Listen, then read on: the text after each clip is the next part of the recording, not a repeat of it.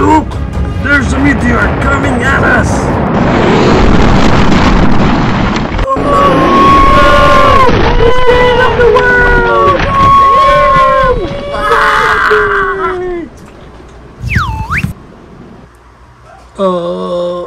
Okay.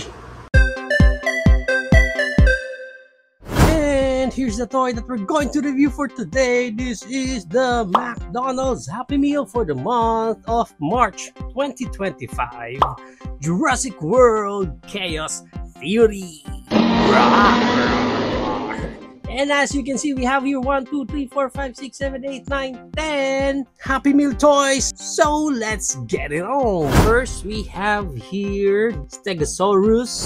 Pag na-unbox natin dito si Steggy, ang unang makikita nyo dito is included yung kanyang card. And may mga stats pa siya dyan. Next, we have here naman yung kanyang manual. And meron ditong parang pinaka-actual na picture na pag nabuo natin yung ating figure. And as you can see here nga, naka-paper pa si Steggy. Ayan, paper na natin yan. Hindi naman siya mahirap i-build. All you need to do is sundan mo na lang yung mga pieces na dyan. Kahit di kayo tumingin sa manual, kayang-kaya. Pero kung talagang kailangan yung tumingin sa manual, pwede din naman.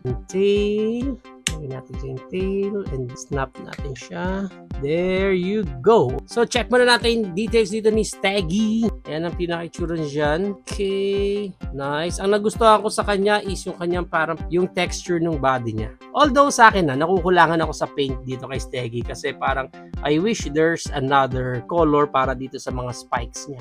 Para mas umangat lang yung details niya. Sayang kasi, okay naman na yung stripes din niya dyan. Pero, I think, mas aangat pa yung details niya kung nag-add up pa sila ng color dyan. Okay? All good naman. Parang medyo old na yung ating Stegosaurus dito. So, yan si Stegosaurus. Next, we have here naman si Ankylosaurus. Pag na-unbox natin dito si Anky, nandito rin yung kanyang card na included din yung mga stats niya. And we have here yung kanyang manual. And naka-paper pa yung ibang parts niya dito. And let's build si Anky. Itong part na to, dyan yan.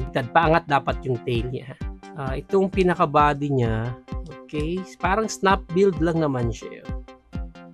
Build natin dyan. Okay. Peg naman.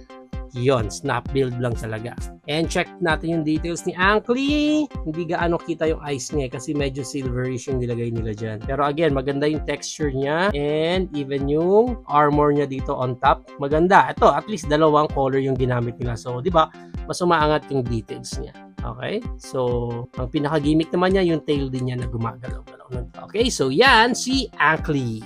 Next, we have here naman si Nasutoceratops. Ang hirap i-pronounce. Okay, so this one, Nasutoceratops. Tongue twister And pag na-unbox natin dito si Nasu, ayan ang kanyang card. Nandyan din yung mga stats niya. And of course, nandito rin yung kanyang manual. And naka-paper pa yung iba niyang parts. And para ma-build natin siya, this one, lagay natin yan sa may neck niya. And this one, yung tail niya. Yan, pag ganyan. Ito may mga hollow parts, yun yung ilalim. And then snap na natin itong half ng body niya. Yan, okay. So, check natin details dito ni Nasu. Details dyan. Ganda ng details ng ng markings niya.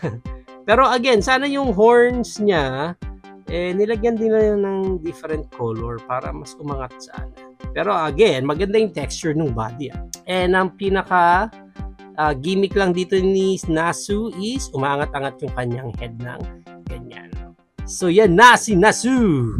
Next, we have here naman si Pachyrhinosaurus. And I hope I'm pronouncing it right. Pag na-unbox natin dito si Pachy, kaya yung pinaka-card niya, nandyan din yung kanyang pinaka-stats. We also have here yung kanyang manual. And naka-paper pa ulit yung iba niyang parts. And build natin siya. Oh, nakakabit na yung pinaka-ulo niya. Nakakabit na yung sa akin. Anyway, ito naman part na to is yan, pag ganyan siya. Okay? Snap na lang natin. Yan! Okay, so check natin yung details si Pachy. Yan yung pinaka-head niya. Maganda, no? Maganda yung mga texture ng dinosaurs nila.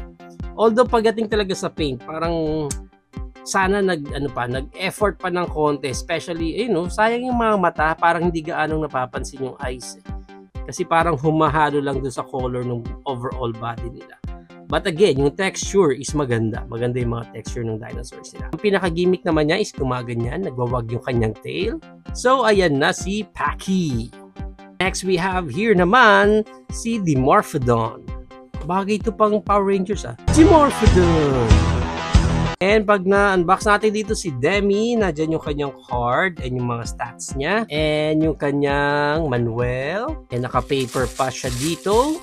And let's start to build. Dito kayo mag-start sa pinakababa kasi nandun yung parang pinaka-peg niya. Okay, yan. Pag ganyan.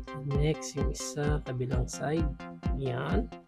And then, snap natin yung half ng body niya. There you go. Alright. So, check natin yung details ni Dimorphodon. Ayan, ganda diba? At least sa kanya kasi red yung eyes niya. So, kita mo kaagad. Nag-paint pa sila sa ngipin. Effort pa sila doon. Kaya, gumanda yung details nitong Dimorphodon na to. Okay? And ang pinaka-gimmick naman niya, of course, nagpa-floppy wings siya ng ganyan. Kaka! Naging bird. Maganda to. Next, we have here naman, Pteranodon. Pag na-unbox natin siya, nandito yung kanyang card and yung mga stats niya. And of course, nandito rin yung kanyang manual. And as you can see, naka-paper pa yung ibang parts niya dito. And start naman tayo dito sa top ng body niya kasi nandoon yung pinaka-peg. Yan. And then this one. So medyo crucial yung pag-build kay Pteranodon. Sa kanya medyo kakaiba kasi instead of papatong mo lang din niya ng ganyan, papansin niyo doon sa loob. Ayan meron siya doong slot na doon mo ilalagay itong kabilang part niya. Yan. So, hindi lang siya basta ipapatong. Make sure na nakapaloob yan doon sa pinakaloob. Yan. And then, snap na natin to sa ibabaw. Yan. Alright. Yun, Okay, check natin yung pinaka-details ni Pteranodon. Yan, ganda ulit At least kitang-kita yung eyes niya dito. Ganda. Parang medyo creepy yung design nila ngayon. Ayan, Kasi yung details, yung texture niya, medyo kakaiba, di ba? Anyway, ang pinaka-gimmick naman dito ni Pteranodon, of course, nagpa-flap din yung kanyang wings. Ganda, pag pina-flap mo talaga siya. Lipad, Pteranodon, lipad! So, ito na si Pteranodon. Next, we have here naman, Parasaurolophus. And pag na-unbox natin siya, nandito yung kanyang pinaka-card na nandyan din yung mga stats niya. Nandito rin yung kanyang manual. And as you can see, naka-paper pa yung iba niyang parts. And i-build natin siya. Unahin na natin itong kanyang tail. Ayan, of course. And yung kanyang head. Make sure na hindi baliktad. Ayan. And then, snap natin yung half ng body niya. Yon, alright. Okay, check natin yung details niya. Natin yung head, ayan. At least ito, kita rin yung kanyang eyes. At least contrast yung color ng eyes niya doon sa pinaka-overall body niya. Ang ganda ulit yung texture ng body niya dyan. And yun nga lang, may mga hollow parts talaga. Hindi na maiwasan ngayon sa mga toys. Konting pagtitipid. Anyway, ang pinaka-gimmick naman niya, yung head niya pwedeng mababa at pataas ng ganyan. Wow, nice Yan si Para! Next, we have here naman, Beckles Spinax. Beckles Spinax. Tama ba? Let me know sa comments Baka mamaya, ma-pronounce natin Becky Spinax. And pag na-unbox natin siya, nandito yung card ni Beck. And yung kanyang stats, nandyan. Also, nandito rin yung kanyang manual. And as you can see, naka-paper pa yung ibang parts. And pag na-build natin siya, nakakabit na ulit yung ulo niya. Tail niya. Again guys, yung may hollow part, yun yung parang pinakailalim Snap na natin yung half ng body niya. Yan. Okay, check natin yung details ni Beck. Feeling ko mainitin ulo na itong dinosaur na to Namumuloy mukha Yeah, pero I appreciate yung color again na binigay sa kanya. At least dito, different yung color ng mga spikes niya. Yung eyes niya yellow and may color din siya doon sa pinaka-teeth niya. Which is good, di ba? Kasi pag mas marami talaga yung color ng figure natin, mas umaangat yung mga details. Yan yung texture ng body niya. Kitang-kita talaga yung hollow parts niya dyan. And yung kanyang pinaka-gimmick, yung tail lang niya na nag-wiggle-wiggle ng ganyan. So, yan na si Beck. Next, we have here naman Allosaurus. And as you can see, nandito yung card ni Allo and yung kanyang stats. And of course, nandito rin yung kanyang pinaka-manual. And naka-paper pa yung ibang parts niya. And let's start to build Allo. Unahin ulit natin yung pinaka-tail niya. Yan. Yan yung head. Yan. And then, yung half ng body niya, snap na lang natin. Yun. Alright. Check natin yung pinaka-details ni Allosaurus. Ang ganda ng face sculpt niya kasi ang lalim nung sa mata. Tapos makita mo may yellow talaga dun sa mata niya. So again, umaangat yung pinaka-details niya. Ganda, ang ganda ng details. And ang galing ha. Pati yung dila niya, pininturahan nila, which is good. Diba? So nakikita natin yung mga small details na yan. Even yung ngipin niya. And yung body texture niya, ang ganda rin ng texture ng body niya dito. Allosaur na Allosaur. Lang, may hollow earth ulit dyan. And yung sad part lang dito kay Allosaur kasi halata agad itong part na to. Kasi itong part na to, part ng head niya. Diba? Tapos may butas siya doon. Yung pinaka-gimmick naman niya is yung head niya na pwedeng mag-up and down ng ganyan. So yan na si Allosaur. Last but not the least, we have here Tyrannosaurus Rex.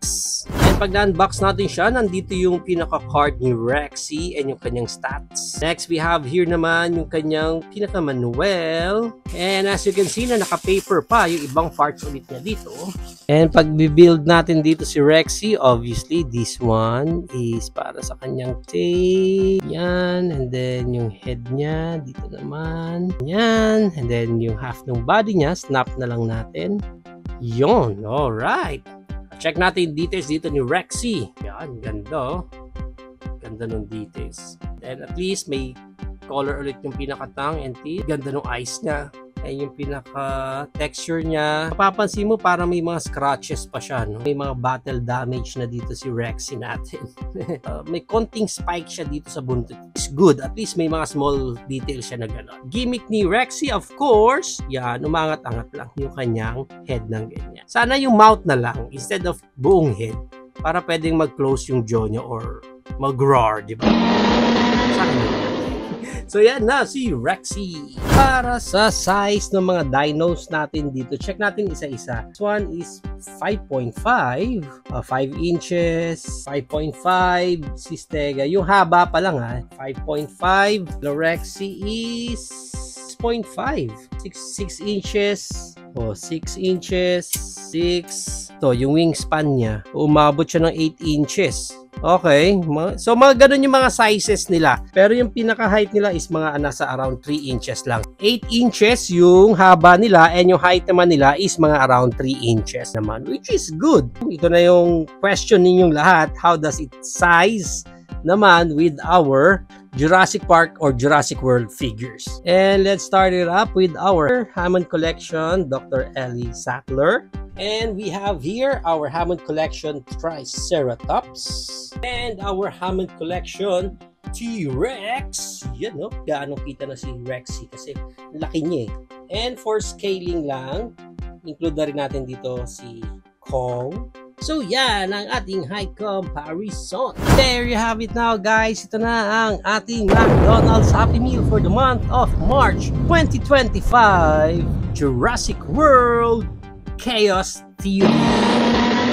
What do you think of this whole set ng dinosaurs from McDonald's? Is it a good for you or a no for you? Whatever thoughts, please comment it down below. For me, I think super enjoy lahat ngayon ang fans ng mga fast food toys dahil may maayos na nilabas ngayon na toy ang Happy Meal. And remember, these are figures na kung saan nilagyan din nila ng mga articulation, di ba? Kasi very common pag mga ganitong klaseng figures, wala nang any articulation. Very common, talagang as in pang display lang. But ang nakakatuwa sa buong set na to is kahit sinong dinosaur dito, at least binigyan nila ng mga basic na mga articulation. At least dagdag gimmick yon and playability nung set natin na ito. Although hindi natin ito pwedeng ma-scale sa mga main collection nyo ng dinosaurs kasi ibang-iba naman talaga yung scale niya, but I think it will work kung parang gagawin mo silang mga pang baby dinosaur kunyari, no? Sa mga human figures natin, dinosaur kids kunyari.